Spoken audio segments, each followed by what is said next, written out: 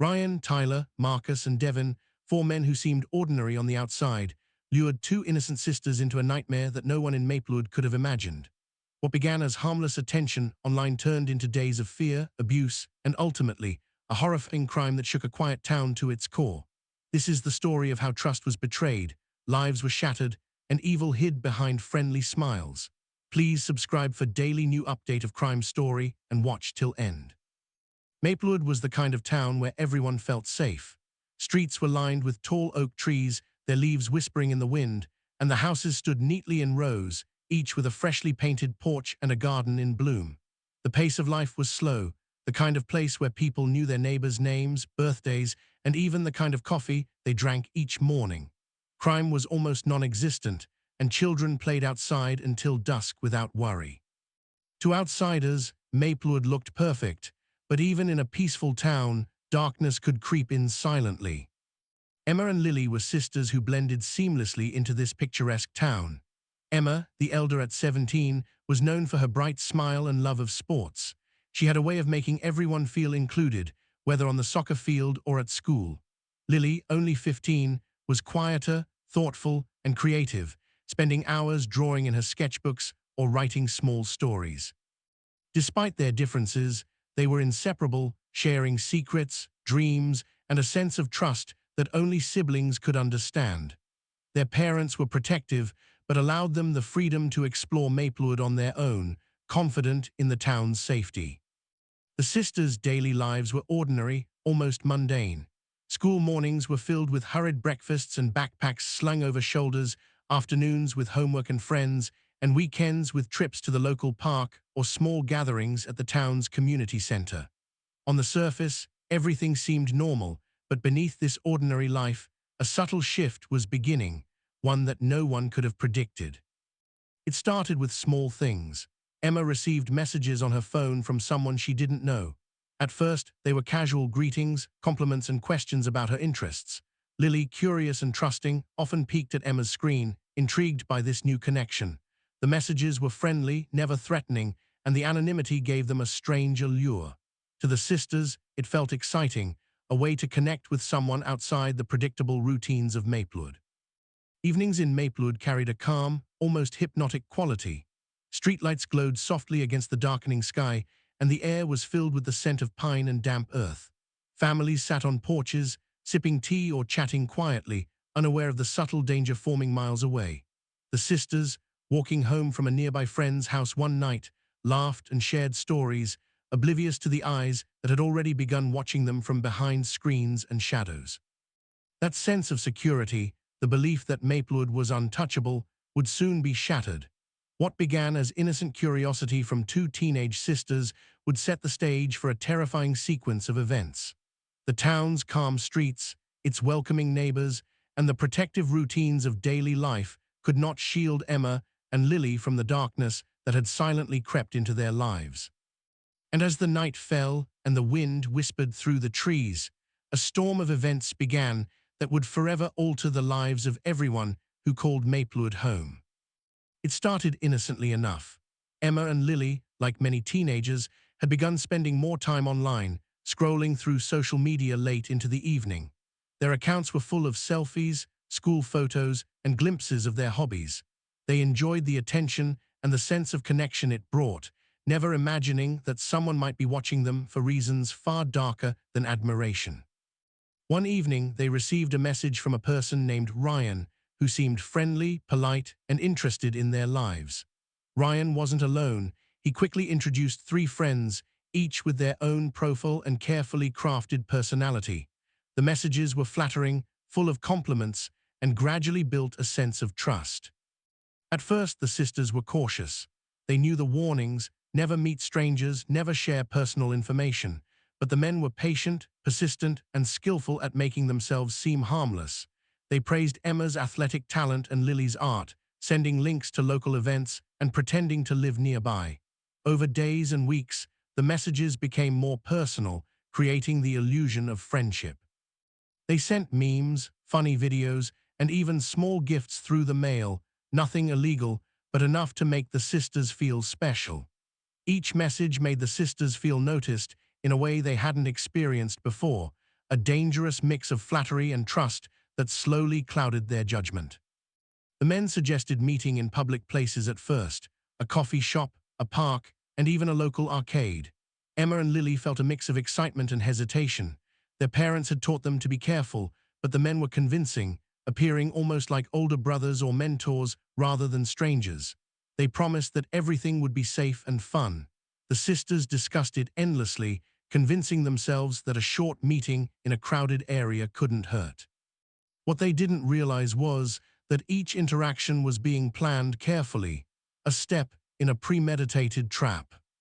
The first real meeting was casual. The men greeted the sisters with smiles, carried snacks, and acted genuinely friendly. They laughed, shared stories, and made the sisters feel at ease. But there was an underlying tension, a subtle controlling behavior that went unnoticed at first. Questions about the sisters' routines, their friends, and their families. By the end of the evening, the men had gathered enough information to manipulate the sisters into returning for another outing, this time in a more secluded location. As the days passed, the sisters grew comfortable with the idea of meeting again. They believed they were forming new friendships, unaware that the men were studying their every move. Messages were timed carefully, locations suggested subtly, and emotional manipulation was constant. The sisters began to trust them implicitly, unaware of the trap slowly closing around them. The excitement of something new and the allure of attention from older, seemingly charming young men blinded them to danger.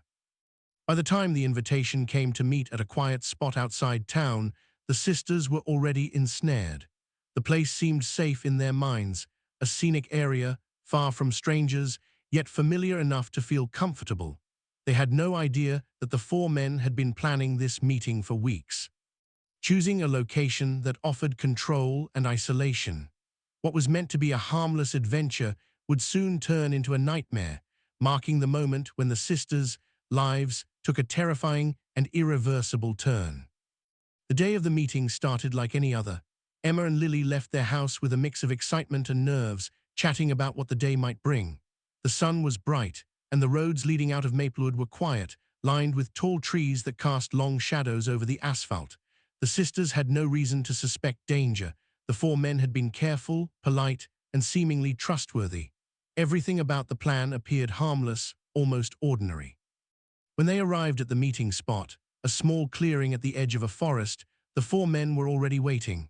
At first glance, they appeared casual, laughing, joking, and offering to carry their backpacks. They had brought snacks, a blanket to sit on, and even a small portable speaker for music. Emma and Lily felt reassured by these details, convinced that the outing was safe and fun. The men had a way of making everything seem natural, blending charm with subtle authority that discouraged questions or doubts. As the afternoon passed, the sisters began to notice small, unsettling details. The clearing was more isolated than they had realized. There were no other people, no passing cars, and no visible paths leading back to the main road. The men seemed to know every corner of the area, getting the sisters deeper into the forest under the pretense of exploring. A sense of unease began to creep into their minds, but the sisters dismissed it, telling themselves that it was just the thrill of being somewhere new. The men's behavior shifted subtly. Questions became more pointed, asking about the sisters' schedules, who they spent time with, and when their parents might be home. The laughter and casual tone remained, but there was a calculated edge beneath it. The sisters felt a growing tension, a nagging feeling that something wasn't right, yet they didn't know how to act. The clearing that had seemed so inviting now felt like a trap, and the shadows of the surrounding trees seemed heavier with each passing minute. Then the moment came when the pretense of friendliness ended. The men guided Emma and Lily to a narrower part of the forest, claiming they had a secret spot to show them. The sisters hesitated, sensing danger, but the men were persuasive. The area was remote, far from prying eyes, and once they arrived, the reality became unavoidable. The men revealed their true intentions, and the sisters realized that they had been lured into isolation. The panic set in quickly. The girls tried to leave, but the men had anticipated this, blocking the paths and cornering them with an alarming precision. Fear gripped Emma and Lily as they understood that escape was impossible.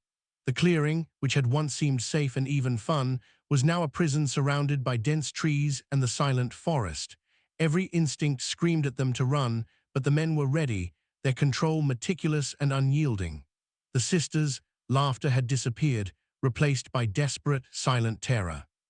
In that moment, the illusion of safety dissolved completely, leaving only the stark realization that their lives were now in the hands of strangers who had planned every step to ensure the sisters could not escape. As the sun began to dip behind the trees, casting long, threatening shadows across the forest floor, Emma and Lily understood the true danger of the situation. The men's smiles no longer seemed friendly, they were masks hiding something far darker. The sisters' ordinary lives, full of school, friends, and family, were about to be consumed by a nightmare they had never imagined, and the world outside the forest felt impossibly far away. The ride to the cabin was quiet, but not peaceful. Emma and Lily sat side by side in the back of the car, their hearts pounding with fear they were only beginning to understand. The men in the front seat spoke casually, as if nothing was wrong, pointing out landmarks and making small talk. Every turn of the wheel, every mile farther from Maplewood, made the forest outside seem darker, more suffocating, and inescapable. The sisters' minds raced, trying to imagine a way out, but every possibility ended in failure. The men had anticipated it all. When they finally arrived, the cabin looked abandoned from the outside, almost ordinary, hidden among dense trees. Its wooden exterior was weathered, paint peeling, and windows dusty. From a distance, it seemed empty, quiet, and harmless. But as soon as they stepped inside, Emma and Lily realized how wrong that impression was. The air was heavy, thick with a metallic smell and the faint odor of chemicals. Inside, the walls were lined with objects the sisters couldn't immediately identify: tools, ropes, and plastic sheeting, carefully organized. It was a place designed for control, a trap in its most terrifying form. The sisters were forced to stay in one small room. The door was locked from the outside, and the windows were either blocked or too high to reach. Panic turned into terror as they realized how completely isolated they were. Every sound from outside, the creaking of the floorboards, the occasional rustle of trees against the cabin, echoed with menace. The men began to assert control immediately, issuing instructions with a calm but unyielding authority that left no room for argument. Their friendly masks from earlier were gone, replaced by a calculated, cold precision. Emma and Lily experienced abuse that was both physical and psychological. The men manipulated them, alternating threats with false promises of release. One moment, they were told they might go home soon. The next, they were reminded of the hopelessness of trying to escape. Every effort to resist was met with immediate suppression, and every tear, whimper, or plea was met with mockery or intimidation. The sisters clung to one another, sharing whispered reassurances that barely masked their fear. Time lost meaning inside the cabin. Minutes felt like hours, and hours like days. Outside, the world continued unaware. Maplewood's search for the sisters had only just begun, and the girls' parents agonized over every passing hour. The forest around the cabin remained undisturbed, the isolation giving the men confidence that no one would stumble upon their carefully chosen hideout. Inside, Emma and Lily began to understand the full scope of their situation. The men weren't acting on impulse. Every step, every move had been meticulously planned. The sisters had been lured, trapped, and manipulated into this nightmare with terrifying precision. Even in this darkness, the sisters' minds worked desperately to find hope. Small acts of resistance became their secret lifeline, looking for weaknesses in the locks, observing patterns in the men's behavior, and memorizing the layout of the cabin. These small, quiet efforts were their only control over an otherwise hopeless situation. Every day brought new terror, but also the faint glimmer of survival instincts that refused to be extinguished. Emma and Lily understood that their ordeal had only just begun, and the cabin that had seemed like shelter from the unknown world outside had become a prison where every moment was a struggle for life itself. Back in Maplewood, the absence of Emma and Lily began to stir panic. At first, their parents thought the girls might have stayed late with friends or lost track of time, but as hours turned into a night with no word, anxiety grew into fear. The following morning, when neither sister returned or answered their phones, a missing persons report was filed. Police officers arrived quickly, notebooks in hand, asking questions that seemed endless: friends, routines, last known locations. Every detail mattered, yet the answers felt fragmented, like pieces of a puzzle no one could fully assemble. Investigators began tracing the girls' digital footprints, scrutinizing messages, social media accounts, and online interactions. It became clear that the sisters had been in contact with several unknown individuals, and one set of messages stood out: a group of 4 men whose friendliness had escalated quickly to secrecy. Phone records indicated activity in areas far from town, yet every lead was carefully obscured. The 4 men had used burner phones, switched accounts, and manipulated timestamps. The sophistication of their planning stunned authorities, making it clear that this was not a random crime, but a meticulously orchestrated scheme. Search teams spread out across the surrounding areas, combing the woods, checking abandoned buildings, and speaking with anyone who might have seen something unusual. Volunteers joined the effort, leaving no stone unturned, driven by the urgency of saving the sisters. Posters with their faces were distributed in local stores, schools, and gas stations, and the community began to understand the danger that had quietly entered their lives. Maplewood, once a town where doors were left unlocked, now felt tense, every shadow a possible threat. Despite the growing search, the sisters remained hidden in the cabin, their captors careful to avoid leaving traces. Every trip outside, every movement had been planned to prevent discovery. The men were confident, almost arrogant, believing that no one could find the secluded cabin. Inside, Emma and Lily clung to hope in small ways, keeping track of time, leaving subtle signs of resistance, and observing every detail of the men's habits. These actions, while invisible to the outside world, became their lifeline, a mental anchor in the midst of fear. The police began connecting small pieces of evidence, noting patterns in the men's online activity and inconsistencies in their alibis. Friends of the sisters remembered seeing the girls with unknown males, providing fragments of information that investigators could use to narrow down the search. It was painstaking work, each clue feeling simultaneously small and monumental, as though the difference between success and failure rested on a single observation. As days passed, the tension in Maplewood grew unbearable. Every day without Emma and Lily was another day of uncertainty, and the possibility of finding them alive seemed to waver. At the same time, the sisters' situation inside the cabin worsened, the isolation and abuse taking a toll. The investigation outside and the ordeal inside were running in parallel, one frantic, visible, and desperate, the other silent, terrifying, and controlled. Both stories moved closer to collision, though no one could yet predict how or when the nightmare would reach its breaking point. The cabin was more than just a hiding place. It was a carefully chosen trap, designed to isolate, intimidate, and control. Every detail reflected planning. The walls were reinforced in places, windows blocked or too high to reach, and the single door was locked from the outside. Inside, the air was stale and heavy, carrying faint odors of chemicals and damp wood. The 4 men moved through the space with a chilling familiarity, adjusting lights, arranging tools, and positioning objects in ways that showed their meticulous preparation. It was clear that they had been here before, or at least had studied the location until they knew every corner, every escape route, or lack thereof. For Emma and Lily, the cabin became a nightmare of repetition and fear.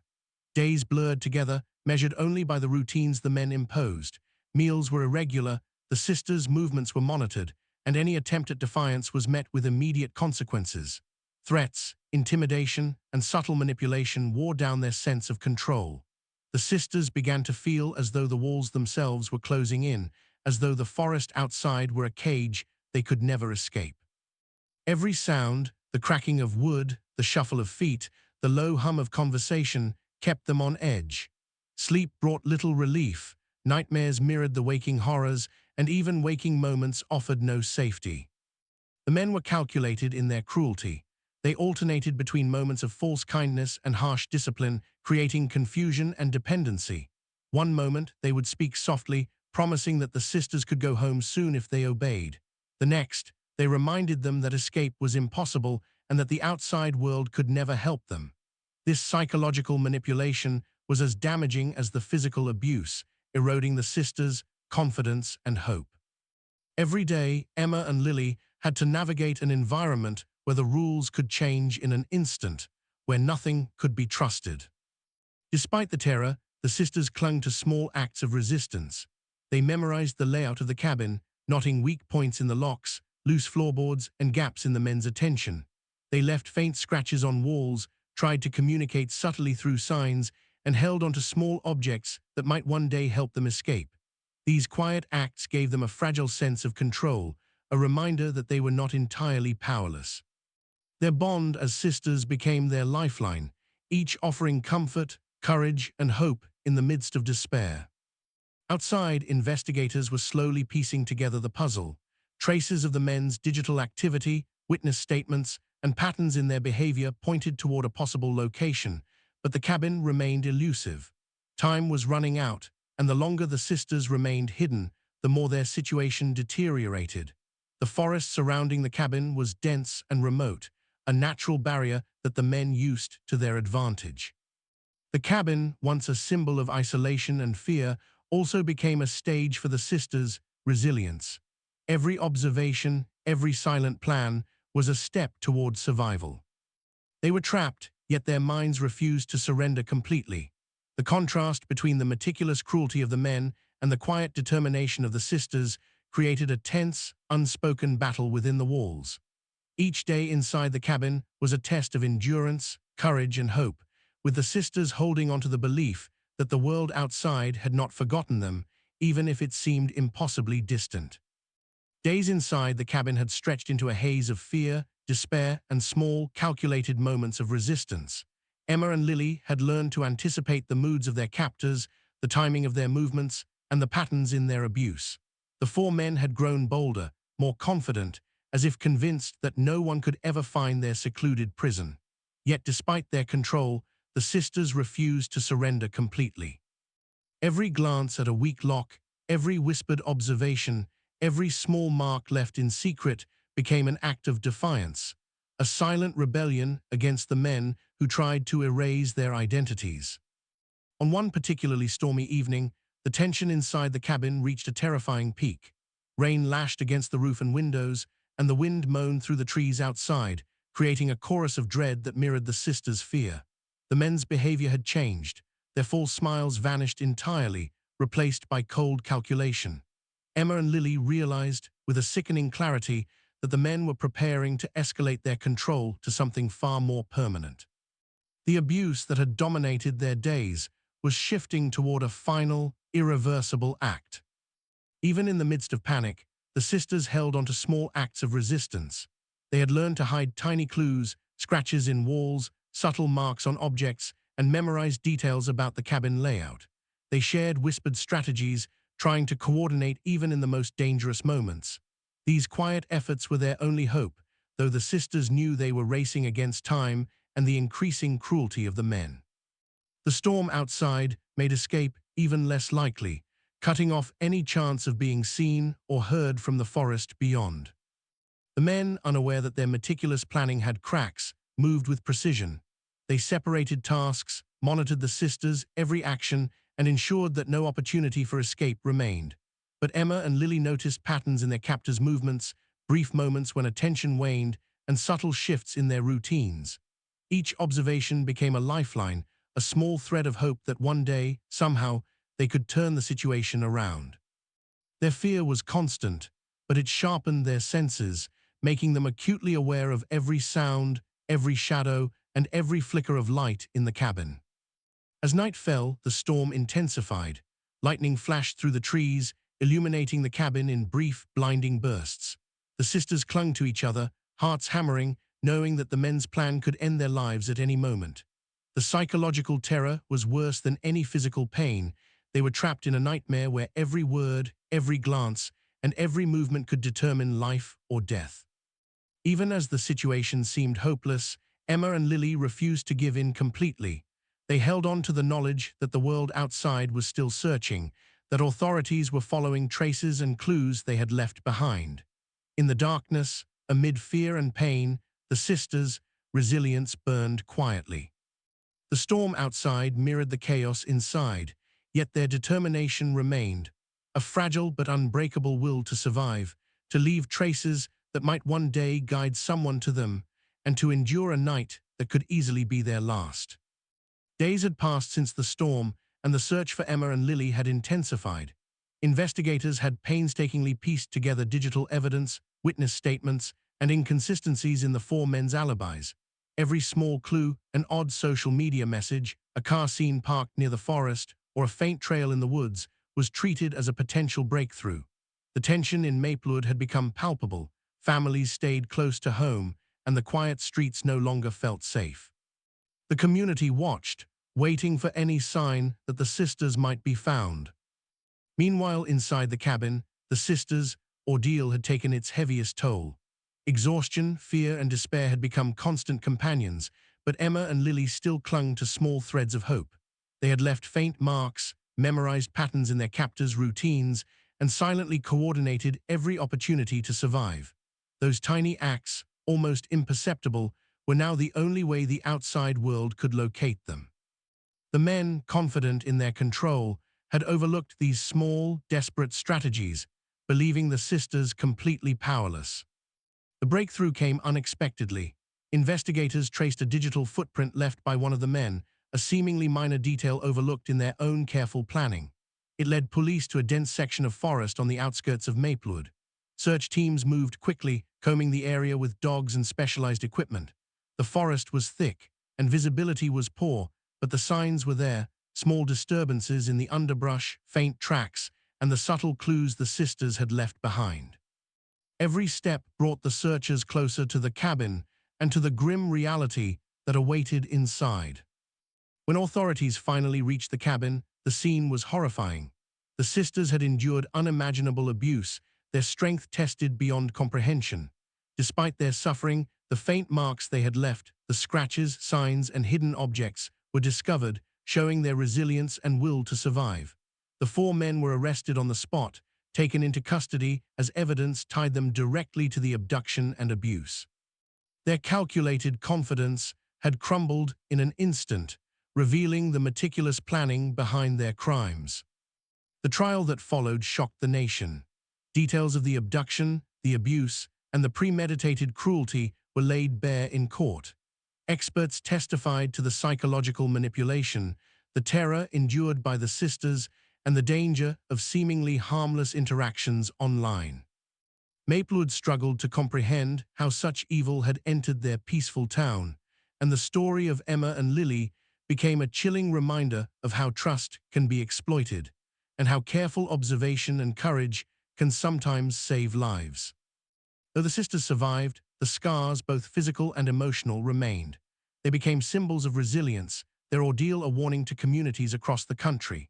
Families became more vigilant, online interactions were scrutinized more carefully, and the story of the two sisters served as a painful but necessary lesson in the dangers lurking behind deception. Maplewood slowly began to heal, but the memory of those days, the fear, and the bravery of the sisters would never fade. Their survival was a triumph of quiet courage against overwhelming darkness, proving that even in the face of meticulous evil, hope and resilience can endure.